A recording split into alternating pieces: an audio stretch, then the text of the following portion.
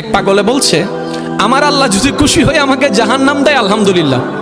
এবার শিক্ষিত সমাজ যারা আমাদের মতো কিছু আছে না, বেশি পণ্ডিত, এবার যাই বলতেছে সবাই চাই জান্নাতে যাইতে, এই পাগলে চাই জাহান্নামে যাইতে। কত বড় গাদা। পাগলে মুস্কি হেসে বলে যায়, হ্যাঁ ঠিকই বলছেন, আপনাদের মতো সুস্থ আমি হতে চাই না, এই পাগলেই থাকতে চাই। এবার তাদের একটু টনক লটলো, কই কেন? সবাই চাই জান্নাত, তুমি চাচ্ছ জাহান্নাম। বলে যে ভাইয়ারা, আপনারা মনে হয় আমার কথাটা খেয়াল করেন নাই। আমি বলেছি আমার রব যদি খুশি হয়ে, আমার রব যদি খুশি হয়ে আমাকে জাহান্নাম দেয়, আমি সেটাও নিতে রাজি। বলে যে এখনো বুঝলাম না।